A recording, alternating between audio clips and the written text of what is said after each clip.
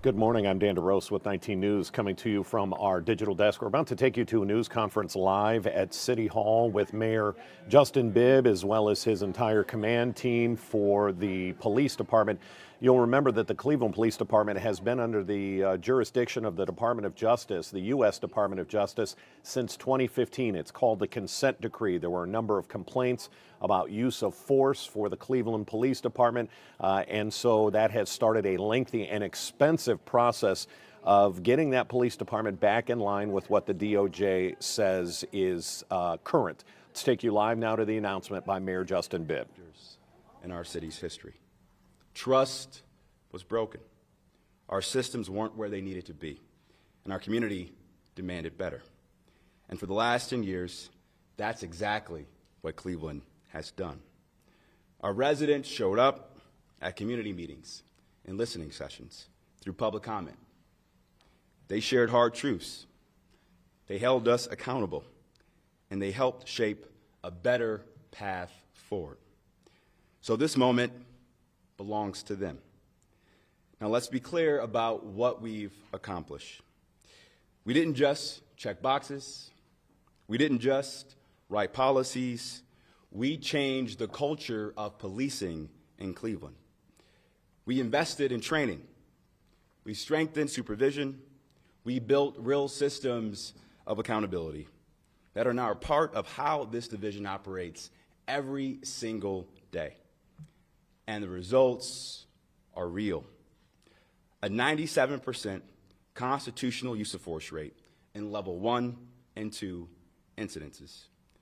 A 100% thorough investigations in serious use of force cases. A 55% reduction in force-related complaints. A less than 2% arrest rates in crisis intervention situations. And less than 0.5% use of force in those same moments. That's not temporary progress. That's sustained change. Cleveland today is not the Cleveland of 2015, and the consent decree was never meant to be permanent. It was meant to help us build the systems to get this moment right. Today, those systems are in place. Accountability in Cleveland is now local. It is embedded, and it is strong. We have one of the most effective oversight structures in the country, and that's what modern, accountable policing looks like. Now, I want to be clear about something. The end of federal oversight does not mean the work ends. It means we now have the capacity and the responsibility to lead this work ourselves. Over the life of this decree, Cleveland invested nearly $40 million to build this strong foundation. And now we have the opportunity to reinvest those resources directly into our community, into better training, modern technology, and community-based public safety strategies. Now, I also understand that this moment may bring some mixed emotions. For some, it represents real progress. For others, it may raise some concerns. Both are real, and both are very valid. And to the residents of this great city, I hear you, and I feel you. But I can say this with my utmost confidence. Cleveland is ready for this moment. So I want to thank the hardworking men of the Cleveland Division Police for their admirable service over the last 10 years to get us to this moment, and the work they do every single day to keep our streets safe and secure. I want to thank Dr. Leah Anderson and our amazing police accountability team who has made this moment possible. I want to thank Chief Todd, who has led the fight over the last several years to make sure we modernize our police department for the 21st century, and also want to thank Director Drummond as well for his leadership to getting us to this moment as well too. But lastly, I want to thank the people of Cleveland, because none of this happens without you. Your voice, your persistence, and your belief that we could do better.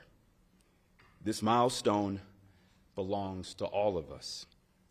And as we move forward, you have my commitment as your mayor that we will lead with transparency, we will lead with accountability, and we will continue to build a safer, more just Cleveland for every single resident.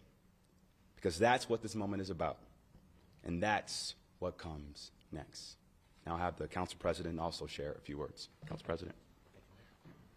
Well, good morning, and thank you, Mayor, and thank you all of the members of the administration that are here today. And I also want to acknowledge all of my colleagues, but specifically two of my colleagues are here today, the chair of the Safety Committee, Chairman Michael Polensek, the Dean of Council, as well as Councilman Brian Casey, who we all know has been very active in watching the actions of the consent decree. I come here for two reasons. In 2015, Cleveland was going through one of its most tumultuous times in our history. And as the former executive director of the Community Relations Board, I was able to sit at the table and negotiate as part of the team with former Mayor Jackson, with the Department of Justice, and my friends Steve Dettelbach and Carol Rendon and Vanita Gupta from the Department of Justice to advocate for a consent decree in the city of Cleveland. That day was necessary because we all understood the gravity of the moment. At that time, we have experienced, and personally, me personally, had to interact with many of those families that lost children and loved ones as a result of police-involved interaction. So it was important to me that we got it right. So here we are, almost 11 years later, and I'm proud to say, as council president for the city of Cleveland, I have filed an affidavit along with the city to request that we get out of the consent decree because we believe this community has put the guardrails in place with the support between the police and the community to effectively move forward to make Cleveland a safer city because of the partnership between the police and the community. We invested in a safer city. Many hands and people helped this happen, and I'd like to thank them because, once again, throughout the years, we watched a lot of transition, but Cleveland as a city, even as this mayor and the former mayor made a transition, stayed committed to the consent decree. As the mayor said, we've had major shifts in the trajectory of the city of Cleveland that need to happen upstream and not downstream. We need to make sure that we have, and we have as Cleveland City Council, invest in the proper training, the proper equipment, and also set up the proper systems in order to make sure that we keep accountability in place long after the Justice Department is gone. I believe we're still going to partner with the Justice Department even afterwards, just like Baltimore and New Orleans, in order to make sure that the changes that we put in place will continue. But as we move forward, it's time for us to command our own destiny and make sure that we control our own police department. It's time for us to govern on our own and determine our destiny and safety that the community has put in place for all of us to follow. We have better police-community relations because we were forced to face the reality that all of our systems failed many people and too many families in our community. Since then, Cleveland City Council, through the leadership of my colleague Stephanie House Jones, has passed a law called Tanisha's Law to deal with crisis response in a responsible way with non-uniformed personnel. We have passed a budget, which we're in negotiations of budget right now. We're to the tune of approximately $6 to $8 million a year that we have dedicated through departments throughout the city of Cleveland, dedicated towards police reform and activities associated with the police, with the consent decree. The residents of the city of Cleveland passed Issue 24, which is now Section 115, and the Police Commission is now in place. So we're making progress, and it's time for us to invest our resources into our future and use some of these dollars to uplift our communities and have a better quality of life and health and wellness for the residents of the City of Cleveland. Ladies and gentlemen, the consent decree and the help of all of the people that you see with you right now has made Cleveland strong in some very broke places. With that being said, Mayor, I believe that I'm turning it over to Chief Todd, who has done a remarkable job and who has actually been one of the technicians to help design all of the consent decree. Once again, I know because I was here through the transition. Chief Todd, thank you. Good morning, everyone. So first, on behalf of the men and women of the Division of Police, I want to thank Mayor Bibb and the administration for the support, thank Dr. Anderson and the Police Accountability Team for their guidance, and the Department of Justice and the monitors for the guidance over these years to get us where we are today. In the 26 years I've been a police officer, I can tell you this is a different division of police. I was here when the consent decree started. I was here before the consent decree started. And what I see now is a completely different operation. The majority of our men and women were brought on once the consent decree started. The policing they do every day is under the guidance of that decree. We have gone through policy changes. We've gone through significant training. And recently, we've had assessments to test what we've done. And those assessments were positive in nature, which showed that we are on the right path and we are doing the work that the community has asked for. So what does that mean next for the Division of Police? For our daily operations, not much. You know, things will continue to operate as they have. There's not going to be lower standards. Our accountability systems do not diminish. Our commitment to accountability and transparency is going to be higher than ever because we have to continue to build that trust in the community and make sure that they know that this was the right decision and that we are ready for the next steps. Our work here isn't finished. We are long finished with the progress that we are making. The next part is about building that trust within the community. And there's no consent decree that can help us with that. It's about our work, it's about our commitment, and the engagement that we have in the community. So please know, I'm thankful to the citizens of the city for the support. I ask that they engage in these thoughtful conversations related to what they feel change looks like, and that we will continue to progress. And our commitment has not changed and will not change to having constitutional policing here within the city. Thank you.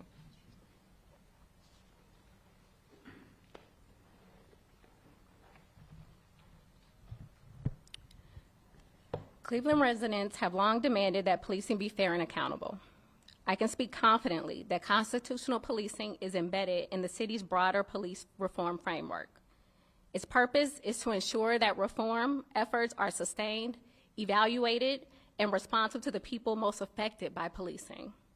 Civilian oversight does not just exist in name, but in practice. In the city of Cleveland, we have community members who have exercised defined roles in policy review and discipline recommendations, namely through the Community Police Commission and the Civilian Police Review Board, who also handles discipline.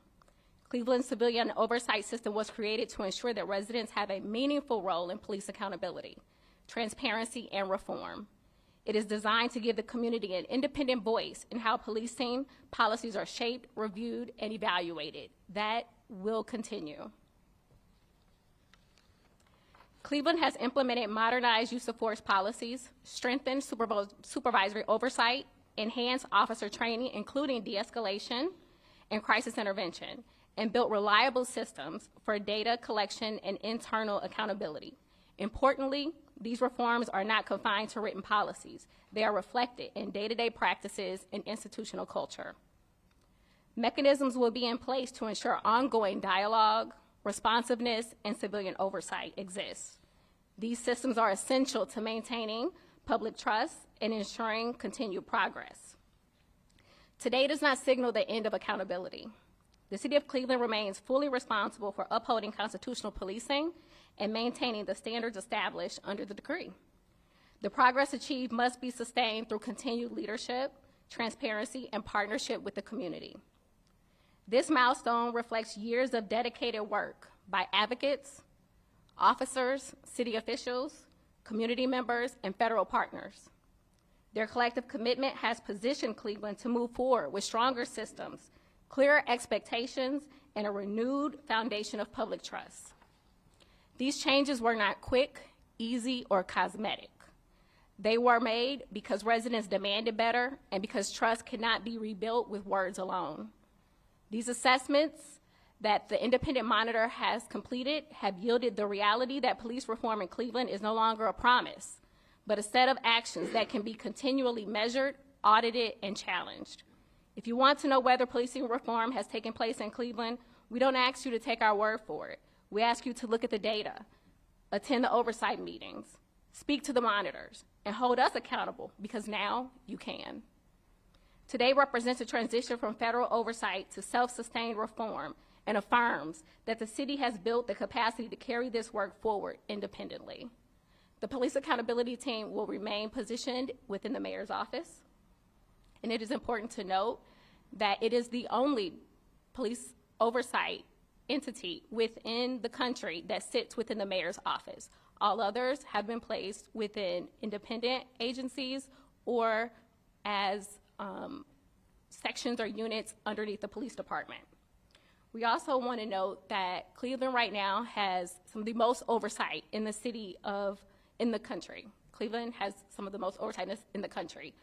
What we're gearing for and what we are having as a goal of ours is most effective oversight.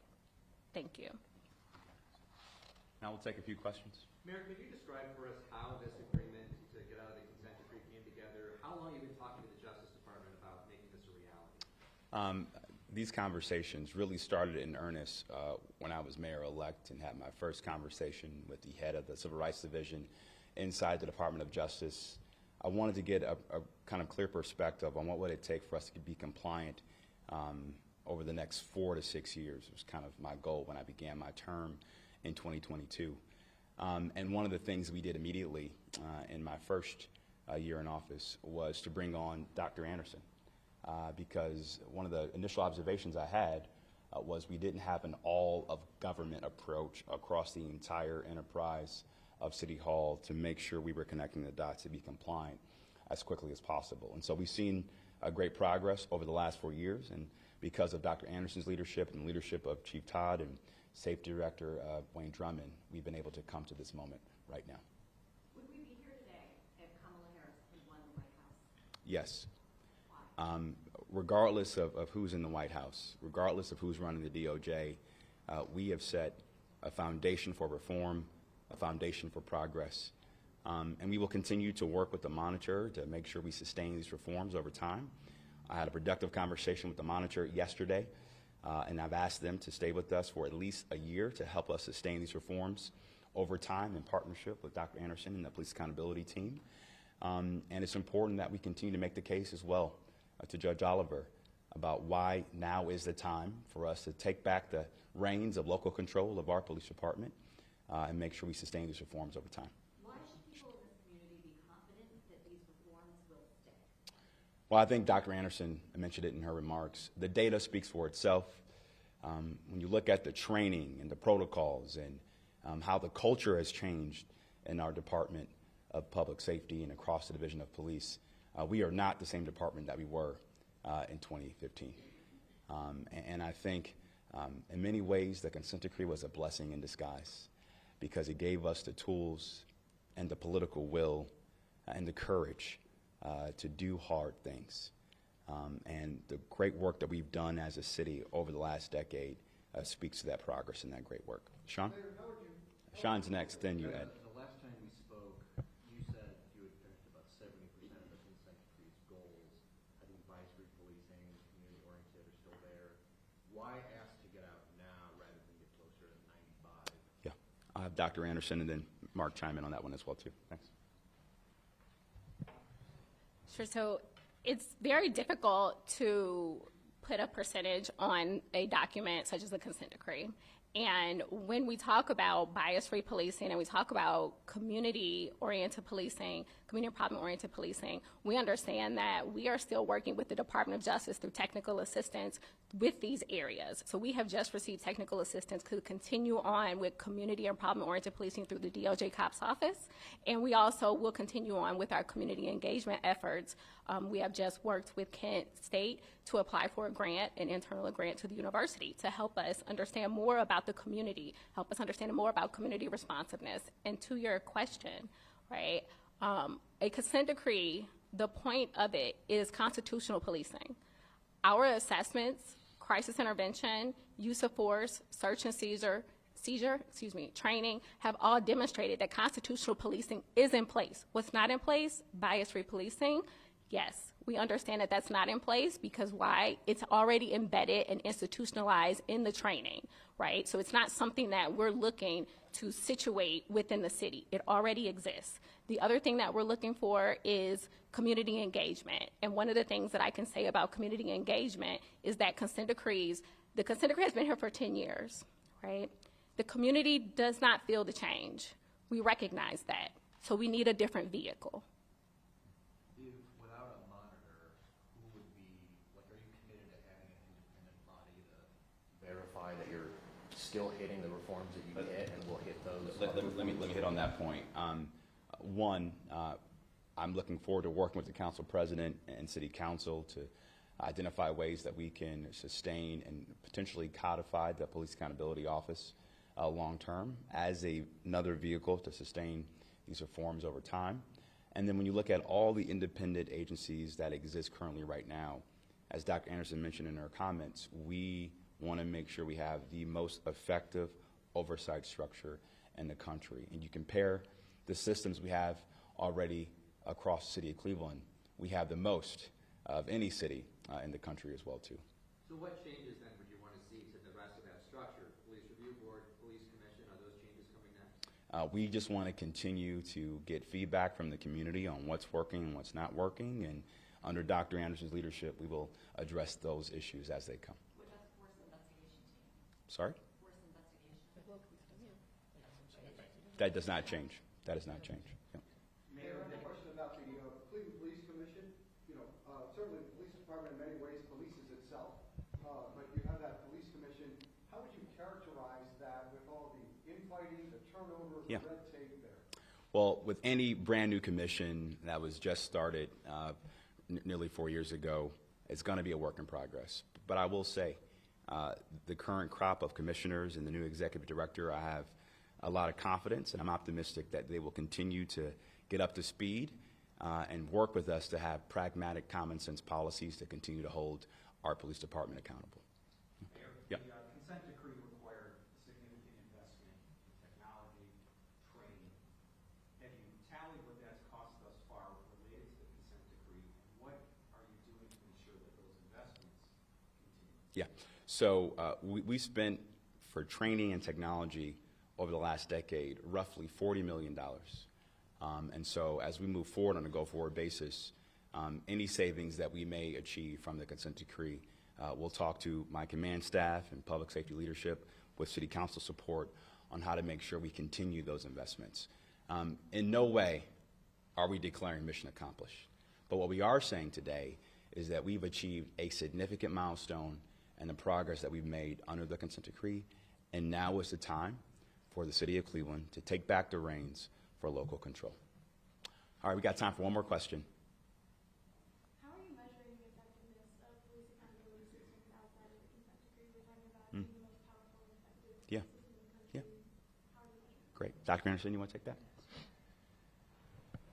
So the measure is really going to be the community, right? So we understand that these systems already exist. So it's not that we are saying that we are the most powerful in terms of oversight. What we understand is that we have the most civilian oversight than any other city in the country. And we are proud of that. That is something that we plan to continue to move forward. And we do not understand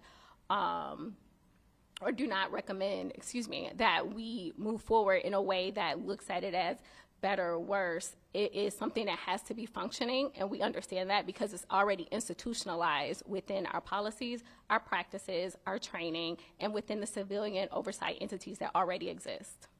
Can I just quickly also ask, we're talking like this is lifted now. Will it ultimately be up to Judge Oliver, and is that going to happen in the next staff Yeah. hearing? Mark, you want to talk about the legal process and how we move forward? Yes, thank you. So together with the United States Department of Justice, we've asked Judge Oliver to dismiss and terminate the consent decree so that we can move on to local leadership. But it is up to the judge at this time, but there is consensus that we've achieved the goals.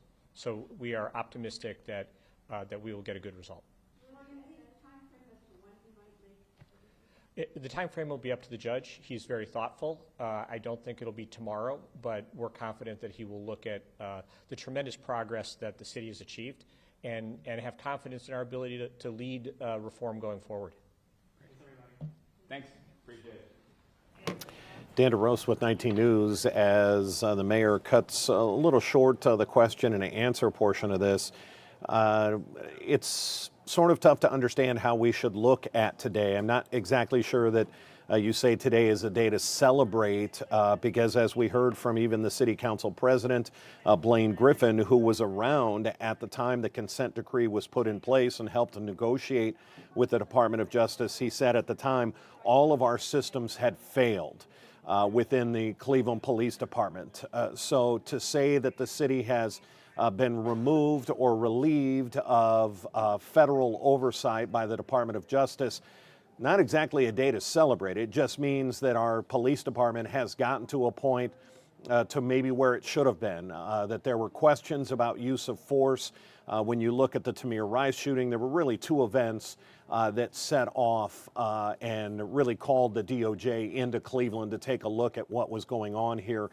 It was the Tamir Rice shooting, the young man with a pellet gun or a BB gun in a park who was shot and killed by the first two responding officers, or at least one of the officers fired there. And then really the 137 shot episode. You had two suspects that were being chased by a multitude of officers. I think anyone who sees the video of 10, 15, 20 different patrol cars chasing one car would say that that maybe fits the definition of excessive, let alone when that chase came to an end in the back parking lot of a school after hours. And there were 137 shots fired at the two suspects from multiple angles. There was crossfire. There were officers' cars that were being hit by bullets by other officers, and it turned out those two suspects did not have a gun. Those were really the two major events that started really the inquiry of bringing in the Department of Justice to look at the way things were handled in Cleveland. And that's when the U.S. Department of Justice said there needs to be a monitor here. Things need to change. Training needs to change, and all the way down to the way crisis situations are handled.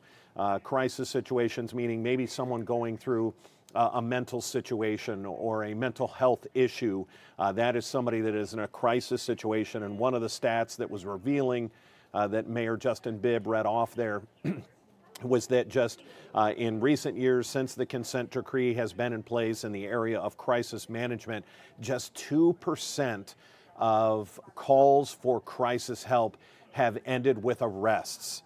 That's a major difference. You can see where 10 years ago that number would have been much higher. Someone's having a mental health breakdown. For whatever reason, police have to be called. You can guarantee the percent of those people that were arrested was much, much higher than 2% 10 years ago. So we are clear of this. From a taxpayer perspective, the positive news here is that the city of Cleveland has spent at a minimum $60 million. You have to pay that team of federal monitors. They are attorneys. They are experts in the field of policing. We have spent $60 million at a minimum to have that team monitor the Cleveland Police Department for the last 10 years plus. And at least now that can stop, and that money can be spent perhaps on more training, on hiring, and bolstering the public's trust. You heard that is the next goal, according to Dorothy Todd. This is all about getting the community to trust the Cleveland Police Department yet again. Positive news for the city of Cleveland, for Mayor Justin Bibb and his department and his administration, finally getting out from underneath the umbrella of the Federal Department of Justice. Our 11 o'clock news just 15 minutes away on Cleveland's 43, then our noon news on Channel 19, and we'll be on our digital platforms throughout the day. Until then, I'm Dan DeRosa with 19 News. Have a good afternoon.